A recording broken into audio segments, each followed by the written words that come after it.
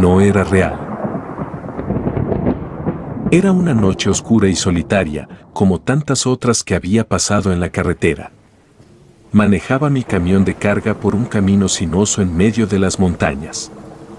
Había estado manejando por horas y empezaba a cansarme, pero sabía que aún tenía un largo camino por delante. Trataba de mantenerme despierto escuchando música y bebiendo café. Fue entonces cuando escuché algo extraño. Al principio pensé que era solo mi imaginación, pero después de unos minutos, las risas se hicieron más fuertes, risas diabólicas y escalofriantes. Miré por el espejo retrovisor, pero no vi nada. Continué manejando, tratando de ignorar las risas, pero no pude. Parecían estar en todas partes, alrededor de mí, dentro de mi cabeza. De repente, vi algo en medio de la carretera. Frené el camión en seco, pero era demasiado tarde, había golpeado a una cabra. Me bajé del camión para ver si podía ayudarla, pero cuando me acerqué, vi algo extraño. La cabra tenía unos ojos rojos brillantes y parecía sonreír de una manera siniestra. Empecé a sentir miedo, pero intenté ignorarlo. La cabra se levantó y se alejó, desapareciendo en la oscuridad. En ese momento, seguí manejando con la esperanza de encontrar un hotel, pero las risas no paraban. Se volvían cada vez más intensas, más aterradoras.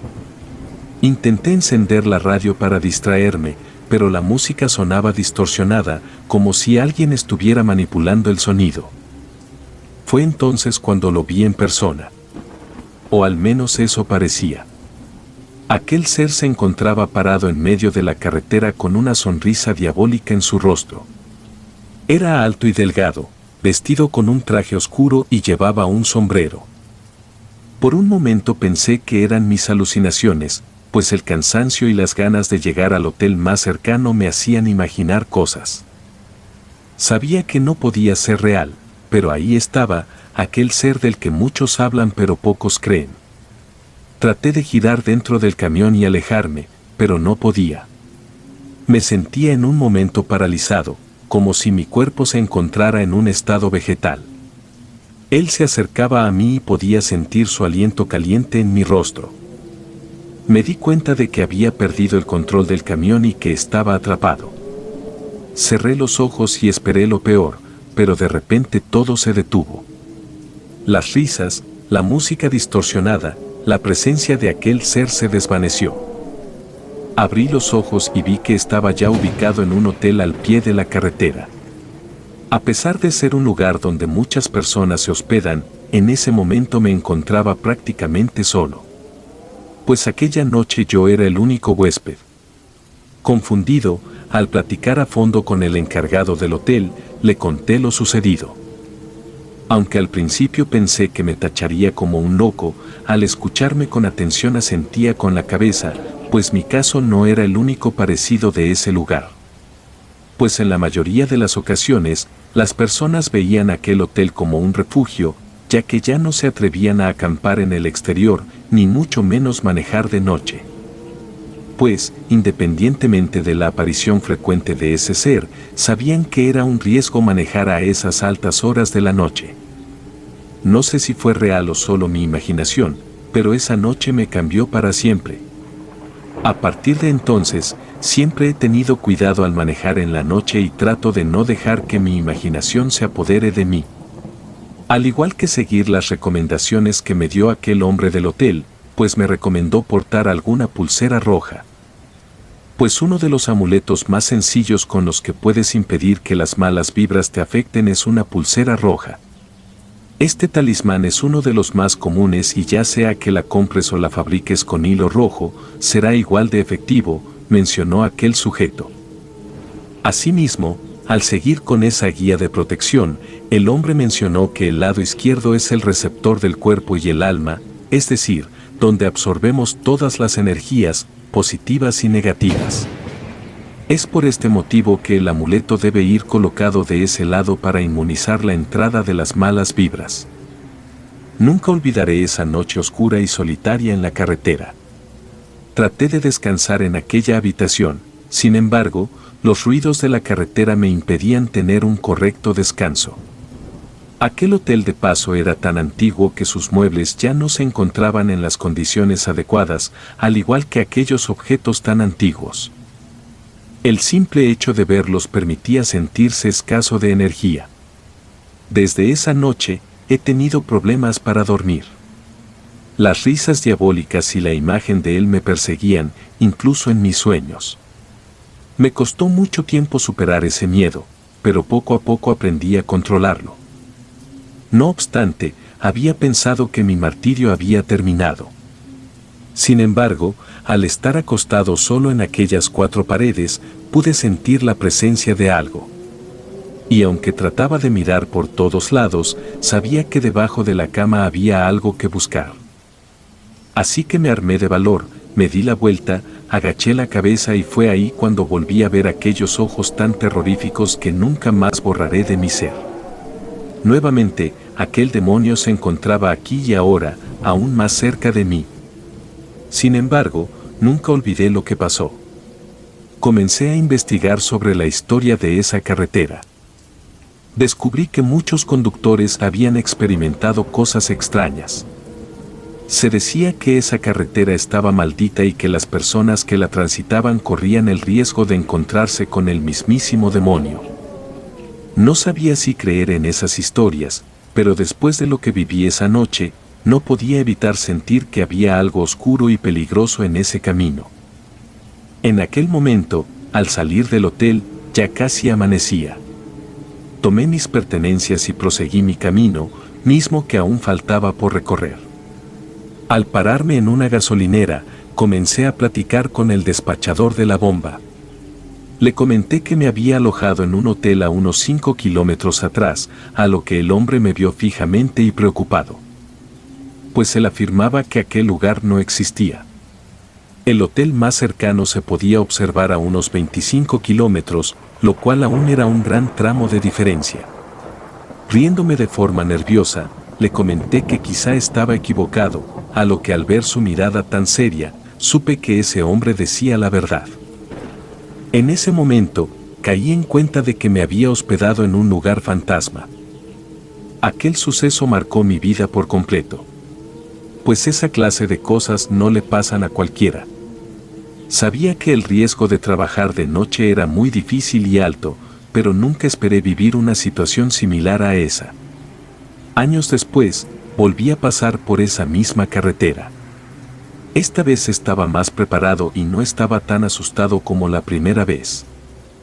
Pero cuando llegué al lugar donde golpeé a la cabra, algo extraño volvió a ocurrir. La misma cabra estaba ahí, mirándome fijamente con sus ojos rojos brillantes y sonriendo de manera siniestra. Era como si hubiera retrocedido en el tiempo. Mis manos estaban heladas y mi ser se encontraba en shock. Pues algo que por mucho tiempo me hice a la idea de que era falso resultó totalmente verídico. Y peor aún, era una situación que no sabía realmente cómo manejar. Comencé a sentir el miedo apoderarse de mí nuevamente. Pero esta vez decidí enfrentarlo.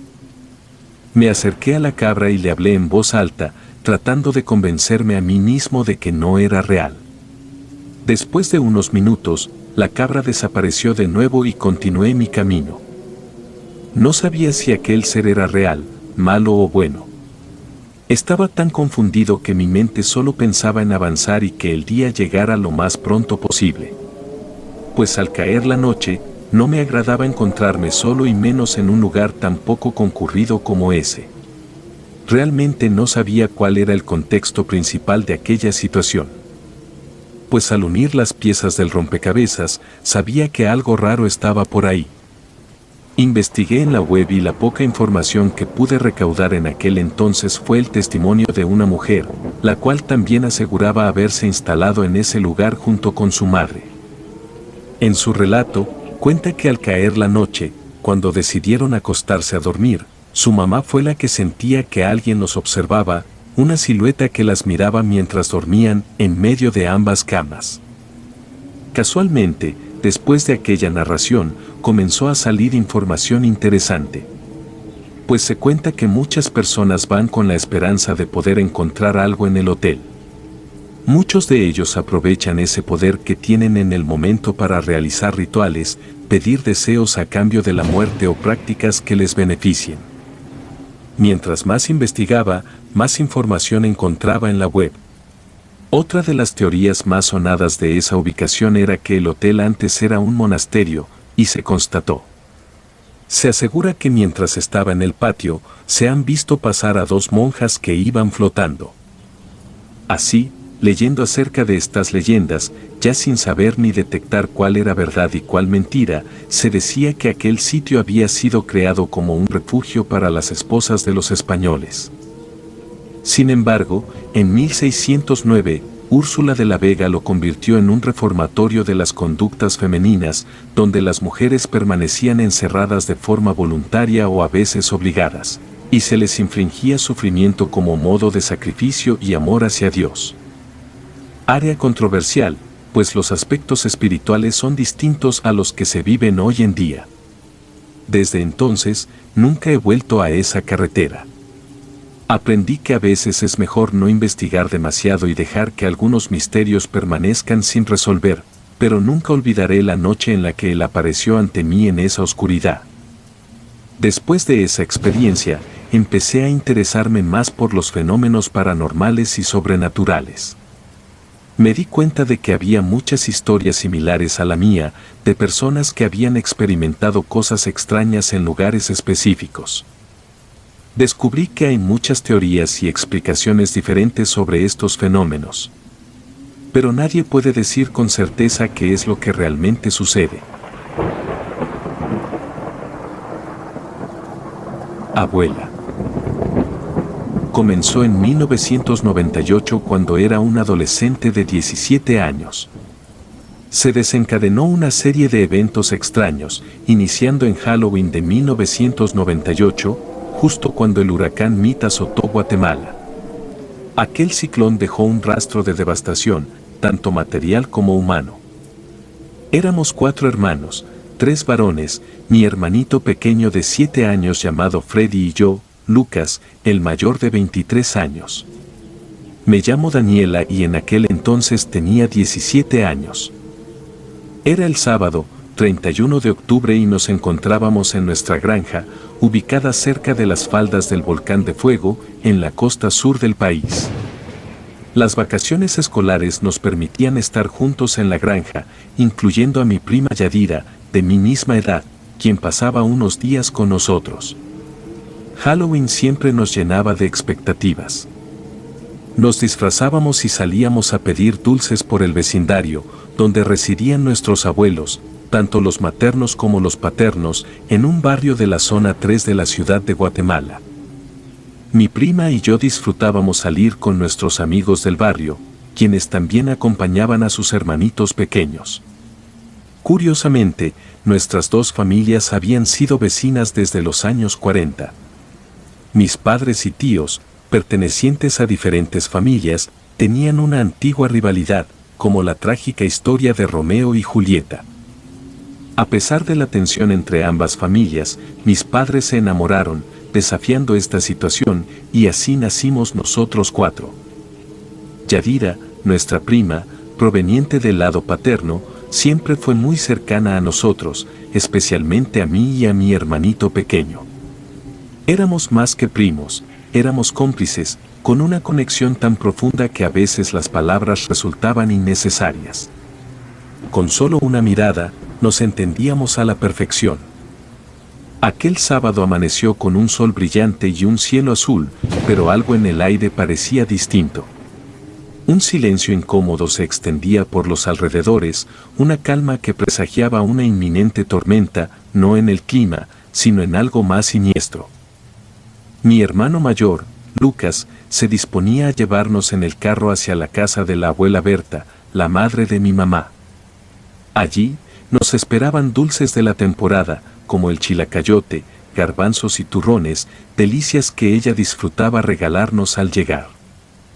Además, Yadira y yo nos habíamos comprometido a ayudar a picar un poco las verduras, los jamones y los quesos para el fiambre que debía estar listo para el día siguiente. El Día de Muertos, el 1 de noviembre, y Halloween eran hitos de una temporada sombría en nuestra niñez, tanto en la granja como en la casa de la abuela Berta, en la zona 3 de la ciudad de Guatemala.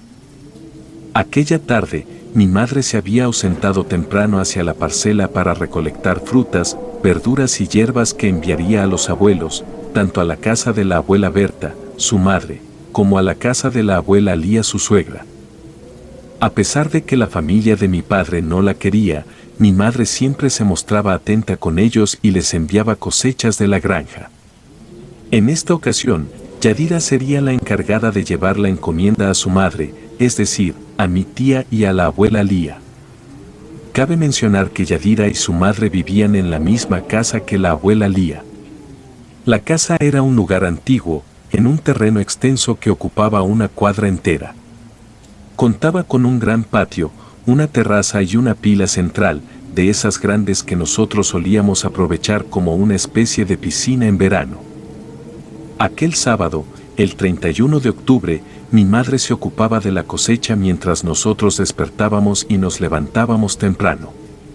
Yadira y yo nos esforzamos por preparar un desayuno abundante para todos, incluyendo mis hermanos hambrientos. Durante el desayuno, mientras devorábamos huevos revueltos con frijoles, tortillas con queso fresco y mousse con leche, el teléfono sonó. Era nuestro tío Horacio, quien llamaba desde los Estados Unidos. En aquel entonces, compraban tarjetas de prepago para realizar llamadas y así no gastar mucho. Las llamadas desde los Estados Unidos siempre duraban exactamente 1 hora, permitiendo que todos tuviéramos la oportunidad de hablar largamente con nuestros tíos. Mientras uno de nosotros tomaba su turno para hablar por teléfono, los demás terminábamos el desayuno y nos preparábamos para partir hacia la ciudad capital, un viaje de aproximadamente 3 horas desde la granja hasta la zona 3 de la capital. Durante una de esas llamadas, mi madre regresó con la cosecha. Mientras tomaba el teléfono para hablar con su hermano, nos encomendó preparar 2 canastos con la cosecha para llevar a las abuelas. Además, antes de tomar la llamada, nos instruyó que dejáramos barrido y trapeado el piso y que limpiáramos la adorada cocina. De manera abrupta, el día soleado y hermoso, con un cielo azul radiante, se transformó en un día negro y gris. Todo ocurrió súbita y velozmente. Nos vimos sumidos en una oscuridad que, en un abrir y cerrar de ojos, parecía ya ser las 6 de la tarde cuando, apenas, eran las 10:30 de la mañana a lo sumo. Estábamos atónitos. Mi madre nos advirtió sobre la posibilidad de lluvia, advirtiéndonos que el camino se volvería lodoso y tal vez no podríamos salir de la granja ese día. Yadira y yo entramos en pánico.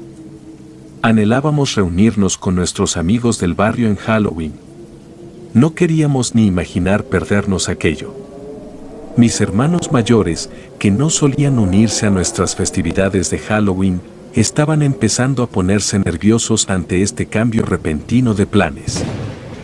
En 1998, los celulares y el Internet no estaban tan arraigados como en la actualidad. A lo sumo, teníamos un teléfono fijo. No teníamos la más mínima idea de que se avecinaba una tormenta eléctrica, y mucho menos que se convertiría en uno de los huracanes más devastadores que perjudicarían al país.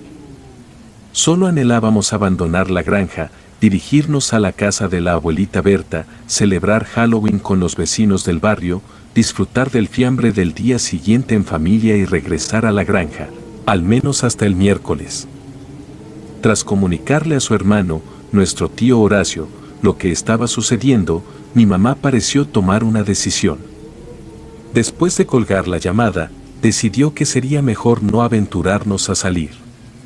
De manera súbita, comenzó a resonar un trueno escalofriante y las nubes oscuras se congregaban rápidamente en el cielo. A pesar de haber limpiado meticulosamente, barrido y trapeado el patio para complacerla y así persuadirla de dejarnos salir, mi madre se mantuvo firme en su postura. Pues no cambiaría de opinión. Nos quedamos entonces en la granja, llevando a la perrita Bonnie a resguardarse en la casa. Poco antes del mediodía, las primeras gotas de lluvia comenzaron a caer. Al costado de la casa de la granja se encontraba la casita del guardián, una estructura que en otro tiempo albergaba a un hombre y su familia, pero que en ese momento se hallaba deshabitada. No había guardián en la granja. Yadira y yo concebimos la idea de dirigirnos hacia allí para compartir historias de terror más tarde, a pesar del clima ominoso. Decidimos limpiarla y ambientarla para pasar un rato agradable. La casa se hallaba desprovista de muebles, apenas contenía una mesa y 2 sillas viejas. Así que llevamos edredones, almohadas, un radio, algunas boquitas para picar y agua de Jamaica. Se nos ocurrió llamar a los vecinos de la manzana de arriba, la familia Camposeco, con quienes teníamos una buena relación desde siempre. Por la tarde, la atmósfera se tornó extraña, la lluvia arreció y parecía no tener intenciones de cesar. Recuerdo que mi mamá discutía esta situación con Lucas, mi hermano mayor. No obstante, nosotros, Yadira, Freddy, yo y nuestra perrita Bonnie, estábamos emocionados, pues Halloween prometía ser escalofriante con ese ambiente gris, particularmente cuando empezaron los apagones eléctricos. Preparamos velas y fósforos por toda la casa, anticipando una noche inquietante. En la casa del guardián, más tarde, Andrés y sus primas se unieron a nosotros y trajeron golosinas de la tienda. Pusimos música en un viejo radio, ya que en ese entonces solo teníamos cassettes y no llevamos la grabadora, únicamente el radio. Sin embargo, más tarde nos vimos obligados a apagarlo debido a los problemas constantes con la electricidad. Mi hermano Edson también se unió a la velada de Halloween y, honestamente, lo estábamos pasando bien hasta que la energía eléctrica finalmente se fue y no regresó esa noche. Encendimos veladoras y nos dispusimos a contar historias de terror. Nos acomodamos básicamente en el suelo, sobre los edredones y almohadas, algunos sentados y otros recostados. Nuestra perrita Bonnie se apegó a nuestro amigo Andrés y se convirtió en parte del grupo. Contamos historias, algunas basadas en hechos reales y otras inventadas, entre risas nerviosas. Estábamos pasándola bien dentro de lo manejable. En un momento, mi hermano Edson sugirió jugar algo similar a la Ouija, pero al no tener tablero, ni lápiz, ni papel, tuvimos que improvisar con un collar que encontramos allí. En ese instante, un profundo silencio se apoderó del lugar. Edson hizo la primera pregunta y el collar comenzó a moverse, aunque nadie realmente creyó que se moviera por sí solo. Andrés tomó el collar y pidió que otro hiciera la pregunta mientras él lo sostenía. Fue entonces cuando yo, sin pensar, pregunté, ¿alguien de la familia morirá pronto? Y la cadena siguió moviéndose. En ese momento, no creí que se moviera por sí sola, pero el significado de mi pregunta me desconcertó, ya que no conocía a nadie que hubiera fallecido, menos aún dentro de la familia. Los demás también hicieron preguntas y fingían estar aterrorizados. Sin embargo, las primas de Andrés no querían jugar ni formular preguntas. Se las veía afectadas o culpables por estar allí, lo cual me causó una sensación extraña. En medio de nuestras risas, Bonnie comenzó a gruñir. Pensé que tal vez Andrés la estaba molestando, así que la atraje hacia mí. Pero nos dimos cuenta de que Bonnie gruñía hacia la habitación que se suponía era el dormitorio del guardián, un lugar desprovisto de muebles, ni siquiera un simple objeto. En medio de nuestras risas, observamos una sombra proyectada por la luz de las veladoras que teníamos encendidas. Era la sombra de lo que parecía ser una figura, tal vez una monja, con el cabello cubriéndole la cabeza. Esta sombra se desplazaba de un extremo a otro de la habitación, con las manos unidas en una postura de rezo. La escena fue surreal y permanece vívida en mi memoria. La sombra de la monja se movía de manera inquietante, extendiéndose hasta donde nuestra vista nos permitía. Nuestro alboroto se disipó en un instante. ¿Qué fue eso?, preguntó Yadira. Nadie respondió. Bonnie, nuestra perrita, seguía gruñendo, con el pelaje erizado. ¿Qué fue eso?, exclamó una de las primas de Andrés. La atmósfera se cargó de un temor compartido, el miedo de uno afectaba a los demás y así sucesivamente. Andrés tomó la decisión de llevar a sus primas a casa, dejándonos solos a mi prima, a mis 2 hermanos y a mí. Con el intento de calmar nuestros ánimos, nos convencimos de que la sombra proyectada por las velas fue la causa de la visión de la monja. Descartamos la idea de lo paranormal, convenciéndonos de que todo era producto de la sugestión colectiva o de nuestra imaginación. Decidimos seguir despiertos, pero Andrés no regresó. Dormimos todos juntos en la casa del guardián, escuchando la lluvia y los truenos incesantes. La lluvia, tan persistente, nos mantenía en vilo, sin poder discernir si los sonidos eran truenos o el rugir del volcán, o quizás una amalgama de ambos. Al día siguiente, la lluvia se convirtió en una preocupación creciente. En la casa grande, vimos las noticias sobre los estragos provocados por el fenómeno natural. Mi mamá estaba en constante comunicación telefónica, notablemente seria, lo cual nos llenaba de angustia. Mi prima, Yadira, ya había informado el día anterior que no podríamos salir debido a la lluvia. Esta vez, sin embargo, comunicó que no se arriesgaría a venir hasta que el clima mejorase. Era el domingo, 1 de noviembre, Día de los Santos. Deberíamos estar en la casa de la abuelita Berta, disfrutando el fiambre, pero nos encontrábamos atrapados en la granja. Era evidente que el río Yepocapa se hallaba crecido, impidiéndonos el paso. Pasamos el día encerrados, evitando salir para no ensuciar nuestros zapatos y tener que trapear el piso. Eventualmente, nos resguardamos en la casa del guardián. Yadira, Bonnie y yo compartíamos anécdotas sobre cómo habíamos pasado la noche en el barrio. Antes de anochecer, nos preparamos para regresar a la casa grande. Nos calzamos las botas de hule y nos dispusimos a salir con sombrillas. Justo cuando estábamos a punto de partir, Bonnie comenzó a gruñir hacia el interior de la casa del guardián.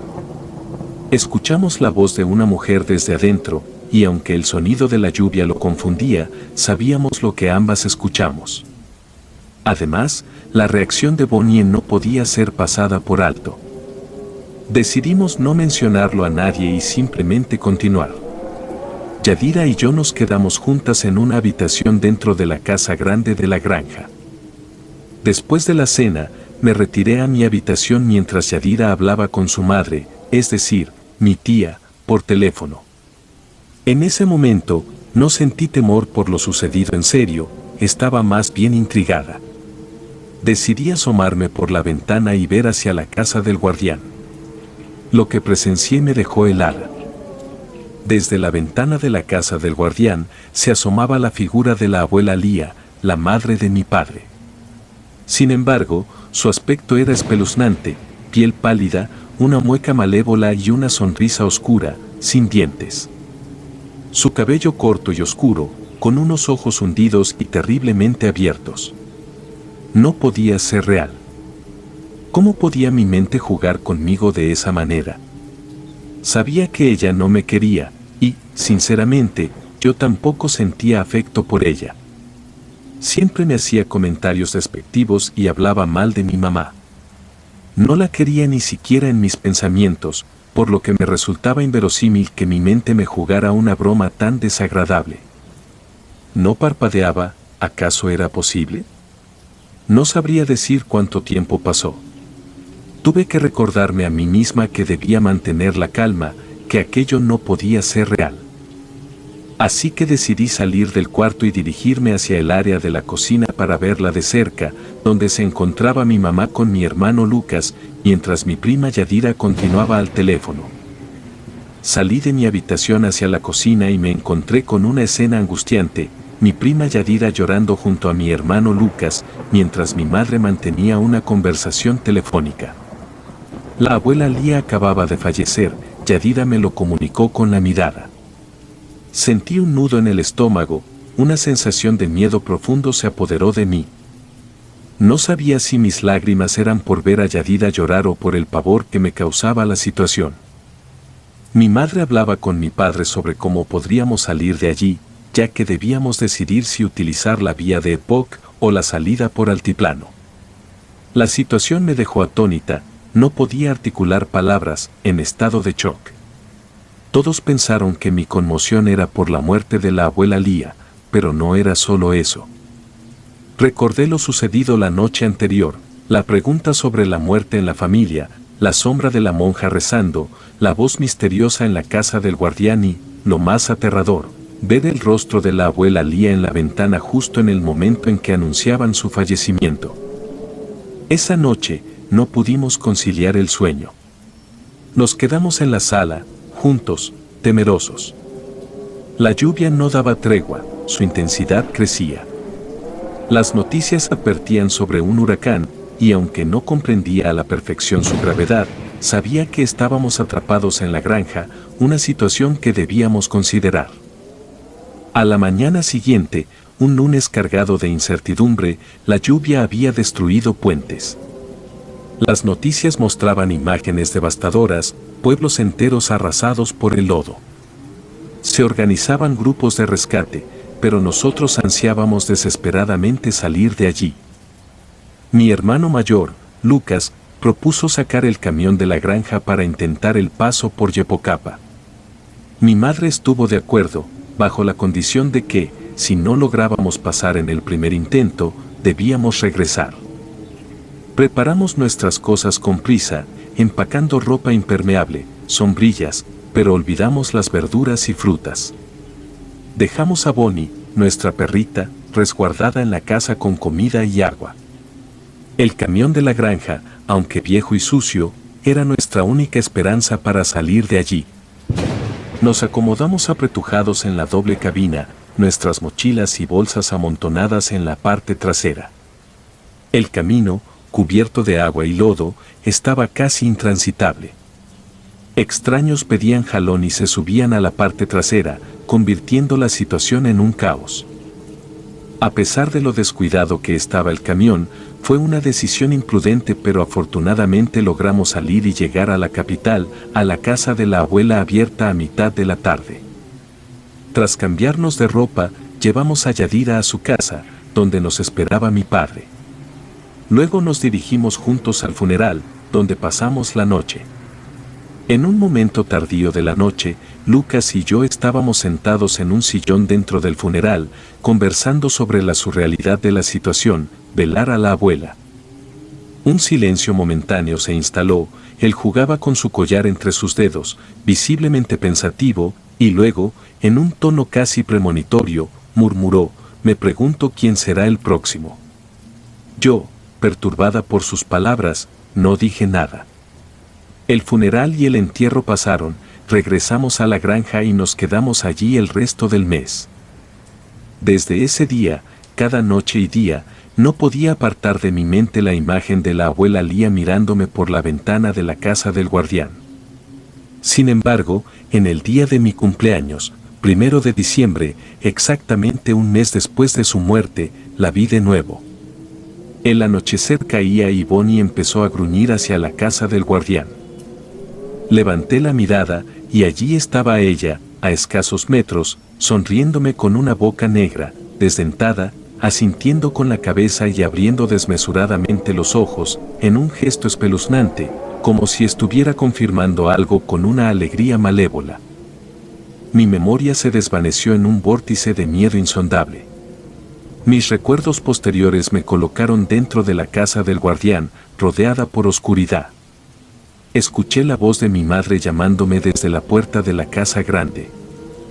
Sin comprender lo que ocurría, corrí hacia la casa y allí encontré a mi familia junto a nuestros vecinos, los Camposeco, celebrando mi cumpleaños. Una aparente normalidad cubría la estancia, con pastel y cena compartida. El 1 de enero, un escalofriante suceso oscureció todo. Lucas, mi hermano, de repente atentó contra su propia existencia. Su comportamiento previo había sido extraño, absorto, manipulando el collar entre sus dedos, el mismo con el que jugamos aquella espeluznante noche de Halloween, cuando la siniestra sombra de la monja nos visitó. Nadie sospechó lo que estaba por venir.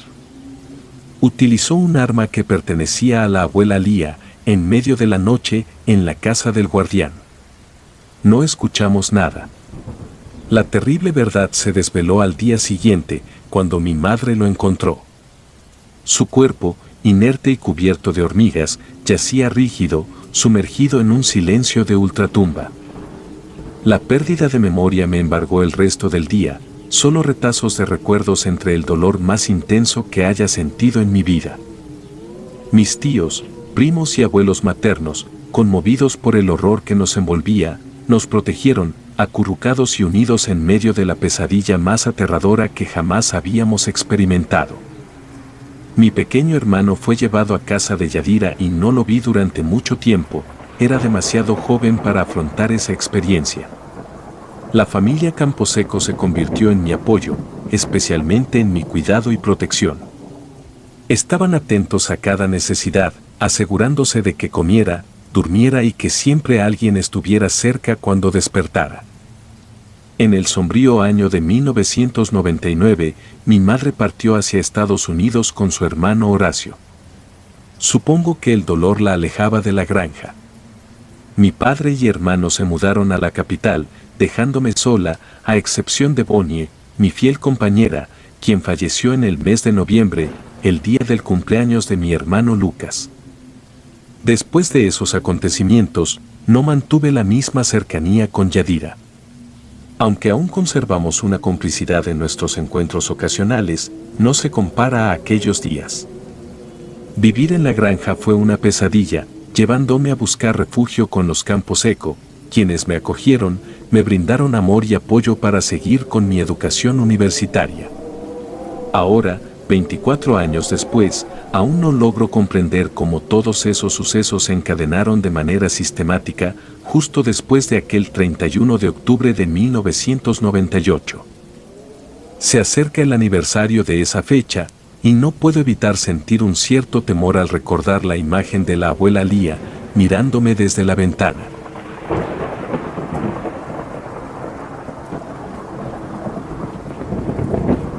La bruja Nahual.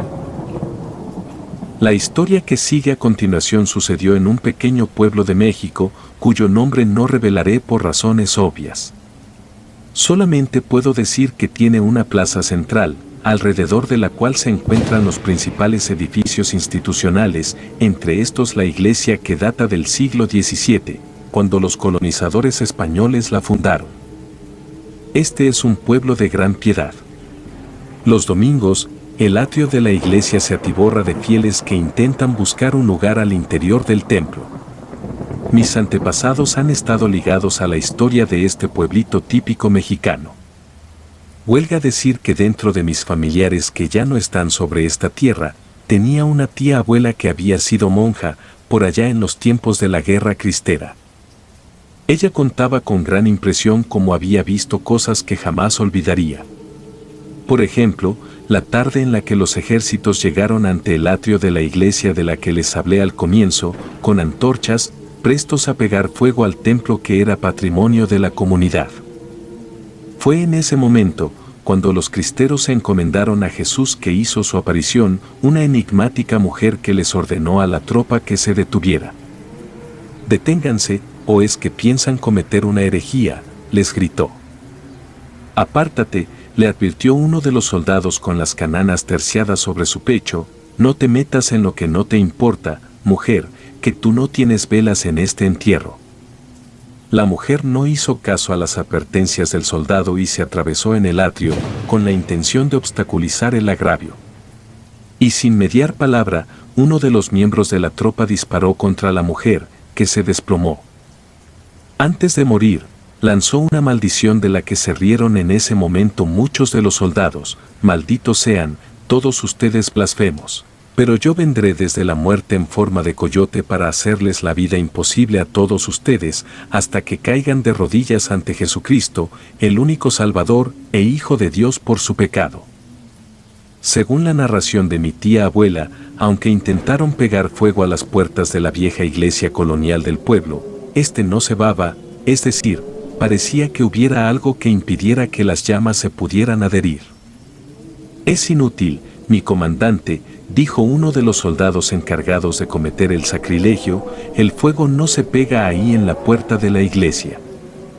Muchos se persinaron y salieron despavoridos, incluso desertando del ejército que le había declarado la guerra el 14, uno de los más aguerridos generales del ejército cristero que se enfrentaba al presidente, Plutarco Elías Calles.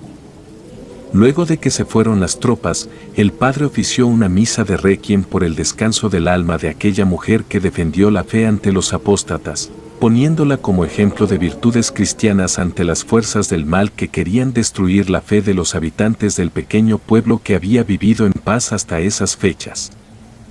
Cuando terminó la guerra y el pueblo pareció volver a la normalidad, empezaron a reportarse apariciones de una mujer que saltaba entre las copas de los árboles, pero cuando se acercaban los curiosos, desaparecía y se veía un coyote que mostraba sus fauces amenazantes. Por lo que, el padre reunió a todos los fieles y pidió oraciones para que la aparición, que achacaba al creciente ateísmo, no se volviera a ver en el pueblo. La bruja era usual que se dejara ver los Viernes Santos en la loma. La gente se encerraba en sus casas a rezar para alejar la aparición. Los hombres borrachos, que eran infieles o ateos, era usual que contaran que se la toparan camino a su casa durante las noches de luna llena. Otros hombres acudían a donde el padre para contarle que en su cuello o brazos tenían marcas, moretones o rasguños, como si un animal los hubiera herido. También los niños que no eran bautizados aún, mostraban estas marcas extrañas. El padre no daba abasto haciendo bautizos. Así que tuvo que reclutar varios monaguillos para que le ayudaran a hacer el sacramento. Luego de eso, las apariciones de la bruja parecieron dar por terminadas en el pueblo. Era noche de luna llena, en la fiesta del santo patrón del pueblo, había un ambiente festivo. Pero de pronto, vino uno de los habitantes gritando que una bruja estaba en el techo de su casa. Así que, todo el pueblo se fue en manada hasta la casa para verlo con sus propios ojos. Y si allí estaba, en el techo la sombra de una mujer que daba gritos. Muchas personas huyeron aterrorizadas, salieron corriendo mientras rezaban el Ave María. Otros hicieron un círculo alrededor del padre y empezaron a rezar el rosario. Eso no hizo más que enfurecer a la bruja, que apareció en un árbol en la plaza del pueblo. El grupo empezó a seguirla armado con antorchas y machetes, gritando, «En el nombre de Dios, te ordenamos que abandones este pueblo». Cuando parecía que estaba rodeada, la sombra de la bruja se convirtió en un pájaro que alzó vuelo, perdiéndose entre los techos de las casas. Un hombre llamado Manuel Díaz, veterano de la guerra cristera, estaba viviendo en el pueblo desde hace unos años sin que nadie supiera quién había sido en el pasado. Trataba de pasar de incógnito. Como parte del ejército, cometió crímenes contra gentes cristianas y demás atrocidades. Una noche de luna llena, Manuel Díaz caminaba hacia su casa luego de pasar unas horas en el bar bebiendo tequila. El hombre se dirigía, dando tumbos de la borrachera, por el camino principal del pueblo.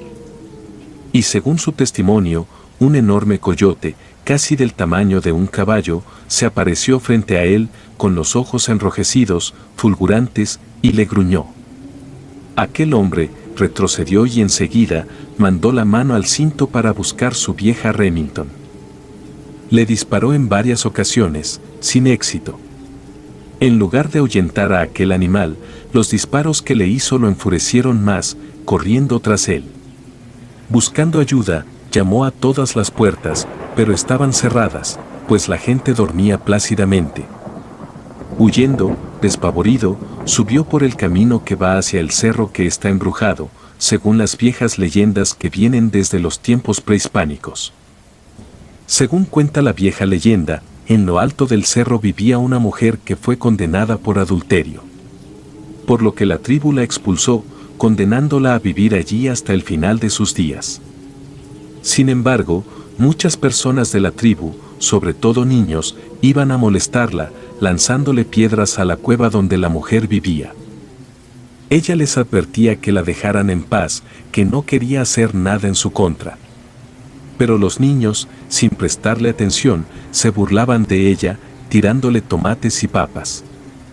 Hasta que un día, la mujer les quiso dar una lección. Cuando llegaron a darle escarnio, se encontraron con un enorme coyote que los miraba con unos ojos enrojecidos.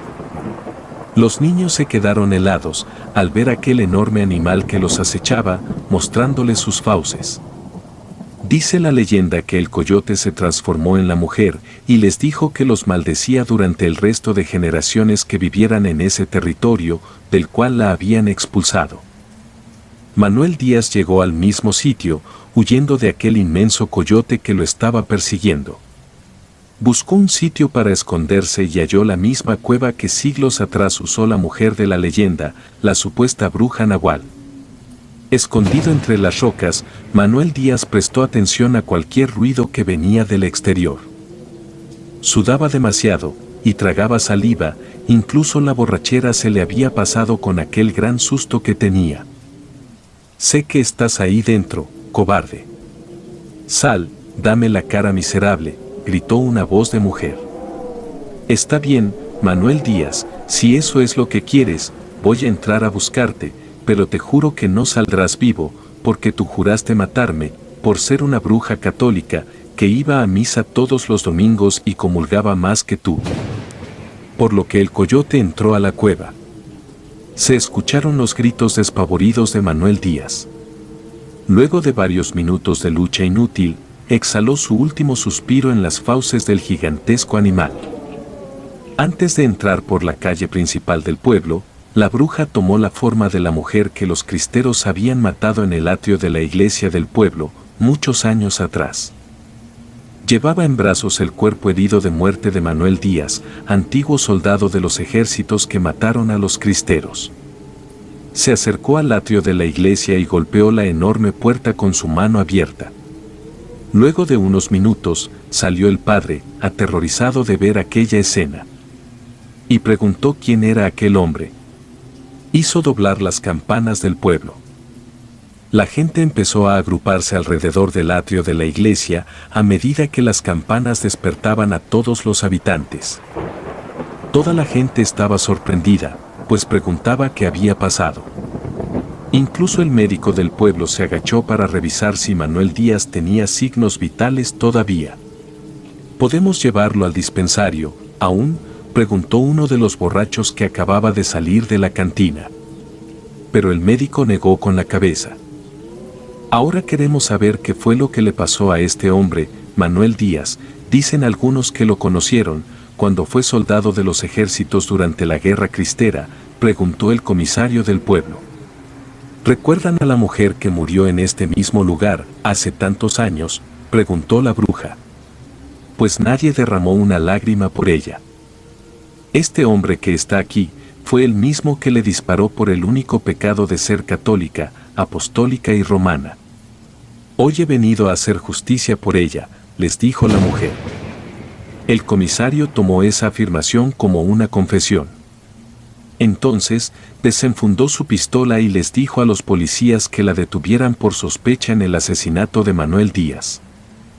Sin embargo, cuando se acercaron para tomarla por los brazos y conducirla a la delegación, la mujer se desvaneció y en su lugar apareció un enorme coyote que hizo que el pueblo entero saliera despavorido a buscar refugio en sus hogares. Desde ese momento el pueblo ya no vivió a gusto y muchas familias salieron huyendo del lugar por temor a que les pase algo. Aún a la fecha no se ha vuelto a ver, pero eso no garantiza que pudiera hacer su aparición y acabar con los que la rechazaron. Si te gustan los relatos, apóyanos con un like o un comentario, ya que eso nos ayudaría bastante. Y si aún no estás suscrito y suscrita, te invito a que lo hagas para que no te pierdas lo mejor de relatos de terror. Sin más, gracias por escucharnos. Relatos escritos y adaptados por Andrés Castaño y Alula.